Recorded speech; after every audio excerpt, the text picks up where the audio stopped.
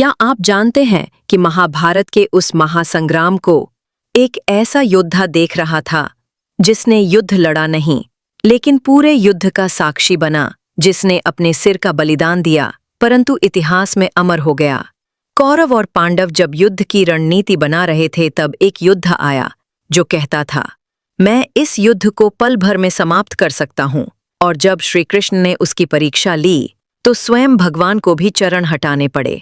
यह कहानी है बर्बरीक की, घटोत्कच के पुत्र की, जो बाद में खाटू श्याम कहलाया।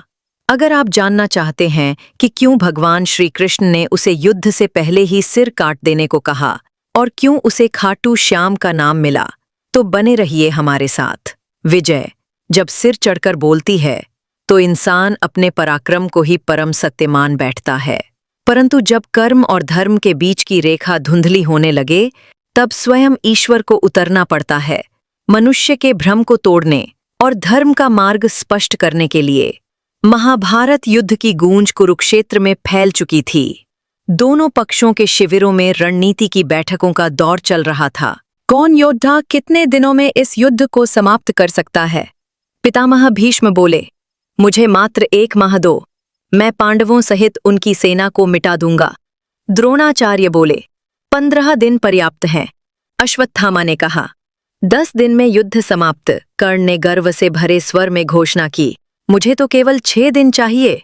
इन घोषणाओं को सुनने के बाद एक गुप्तचर पांडवों के शिविर पहुंचा। उसने युधिष्ठिर को सब बताया।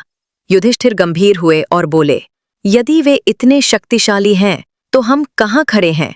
उन्होंने अपने चारों भाइयों से पूछा, तुम बताओ, युद्ध कितने दिन में समाप्त कर सकते हो? अर्जुन ने दृढ़ता से कहा, मैं अकेला ही युद्ध को 1 दिन में समाप्त कर सकता हूँ। भीम ने मुस्कुराते हुए कहा, मैं तो अकेले ही कौरवों की रीढ़ तोड़ सकता हूँ।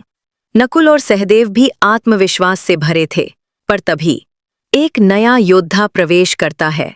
एक ऊंचा, तेजस्वी, शांत चेहरा, हाथों में धनुष, पीठ पर नीले रंग के 3 तीर, घटोत्कच का पुत्र बर्बरीक सभी से अभिवादन किया। युधिष्ठिर ने पूछा, पुत्र तुम कौन हो? बर्बरीक ने झुककर कहा, मैं घटोत्कच का पुत्र बर्बरीक हूँ और भीम का पौत्र। इस युद्ध की महत्ता जानकर मैं भी अपना कर्तव्य निभाने आया हूँ। फिर बर्बरीक बोला, मैं यह युद्ध पल भर में समाप्त कर सकता हूँ। सभी चौंक गए। अर्जुन ने तिरस्कार में कहा, यह कैसा गर्व है योद्धा? तभी श्री कृष्ण बोले, नहीं अर्जुन, यह गर्व नहीं, सत्य है। इस योद्धा में ऐसी शक्ति है जो तुम सोच भी नहीं सकते। और भगवान कृष्ण ने बर्बरीक से अपनी शक्ति को प्रदर्शित करने के लिए कहा। बर्बरीक ने हाथ जोड़कर श्री कृष्ण से बोला कि मैं अपनी शक्ति का प्रदर्शन कैसे कर सकता हूँ। तब श्री कृष्ण पांडवों सहित घटोत्कच और बर्बरीक के साथ एक पीपल के पेड़ के समक्ष उपस्थित हुए। भगवान कृष्ण ने बर्बरीक से कहा, क्या तुम इस पीपल के सभी पत्तों का भेदन कर सकते हो? बर्बरीक ने भगवान को प्रणाम करते हुए कहा, प्रभु जैसी आपकी आज्ञा। और बर्बरीक ने अपने तरकश से एक तीर निकाला और सभी पत्तों पर निशान लगाने के लिए उसे छोड़ दिया। वह तीर क्षण भर में सभी पत्तों पर निशान लगाकर तरकश में वापस आ गया। फिर बर्बरीक ने अपने तरकश से एक दूसरा तीर निकाला और बर्बरीक इतने में ही एक पत्ता पेड़ से नीचे गिर गया और भगवान कृष्ण ने उसे अपने पैर के नीचे दबा लिया। बर्बरीक का दूसरा तीर जैसे ही धनुष से छुआ, पल भर में उसने सभी पत्तों को भेद दिया। अब तीर भगवान कृष्ण के पैरों की तरफ बढ़ चला। इसे देखकर सभी आश्चर्यचकित हो गए।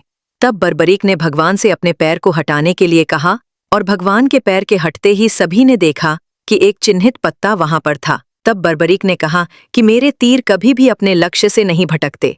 कृष्ण मुस्कुराए, तुम सच में युद्ध को 1 पल में समाप्त कर सकते हो। कृष्ण बोले, लेकिन बर्बरीक, तुमने अपनी माता को वचन दिया था कि तुम उसी पक्ष का साथ दोगे जो कमजोर होगा, तो क्या मैं पांडवों का साथ नहीं दूंगा? कृष्ण बोले, तुम शुरुआत में पांडवों की ओर रहोगे, पर जैसे ही वो जीतने लगेंगे तुम कौरवों का साथ देने लगोगे और यह युद्ध कभी समाप्त ही नहीं होगा। बर्बरीक स्तब्ध रह गया। उसने पूछा, प्रभु क्या किया जाए? कृष्ण बोले, तुम्हें अपना शीश दान करना होगा ताकि धर्म सुरक्षित रह सके। बर्बरीक ने विनम्रता से कहा, मेरी एक प्रार्थना है कि मैं इस युद्ध को अपनी आंखों से देख सकूं। कृष्ण बोले, तुम्हारा शीश अमर रहेगा और इस युद्ध का साक्षी भी। बर्बरीक ने स्वयं अपना शीश काटकर भगवान श्री कृष्ण के चरणों में समर्पित कर दिया। कृष्ण ने उसका सिर एक पर्वत पर स्थापित किया और कहा, हे सिरदानी बर्बरीक, कल से होने वाले इस युद्ध को तुम इस चोटी से ही अपनी आंखों से देखोगे। आने वाली पीढ़ियां तुमसे ही इस युद्ध को जानेंगे और आज से मैं तुम्हें अपना नाम भी देता हूँ। आगे आने वाले समय में तुम खाटू श्याम नाम से प्रसिद्ध होंगे और कलयुग में जो भी लोग श्रद्धा भाव से तुम्हारा पूजन करेंगे उनके सभी कष्ट निश्चित ही दूर हो जाएंगे। इसके बाद सभी पांडव बर्बरीक को प्रणाम करके वहां से चले गए। अगले दिन से ही महाभारत का धर्म युद्ध प्रारंभ हुआ।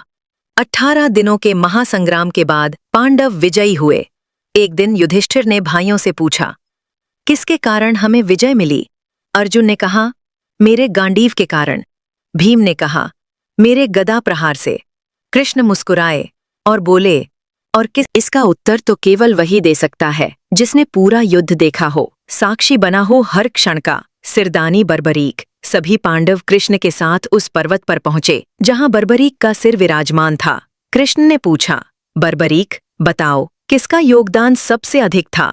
बर्बरीक बोला, मेरे लिए पूरे युद्ध में केवल सुदर्शन चक्र चलता रहा। केवल एक ही शक्ति हर ओर थी, आपकी। हे प्रभु, इस युद्ध में विजय भी आपकी थी और हार भी। पांडवों की आंखें नम हो गईं। उनका अहंकार टूट चुका था। जिसने युद्ध नहीं लड़ा पर युद्ध को देखा, जिसने शस्त्र नहीं उठाया पर धर्म की रक्षा की, जिसने अपना शीश काटा पर यश पाया, वही है खाटू श्याम, कलयुग के देव, भक्तों के पालनहार। जो भी सच्चे मन से उनका नाम लेता है, उसकी हर बाधा, हर दुख श्याम मिटा देते हैं। हारे का सहारा खाटू श्याम हमारा। बाबा जो भी ये चैनल सब्सक्राइब करे और आपकी कहानी शेयर करे, उसके सभी दुख हर लो। जय सिरदानी बर्बरीक, जय श्री खाटू श्याम जी। आपको ये कहानी कैसी लगी? कमेंट करके जरूर बताइए। अगर वीडियो पसंद आया हो तो लाइक करें, अपने दोस्तों और परिवार के साथ शेयर करें और हमारे चैनल को सब्सक्राइब करना ना भूलें ताकि अगली कहानी आपसे छूट ना जाए। हम फिर मिलेंगे एक नई कहानी के साथ। तब तक के लिए नमस्कार, जय हिंद और खुश रहिए।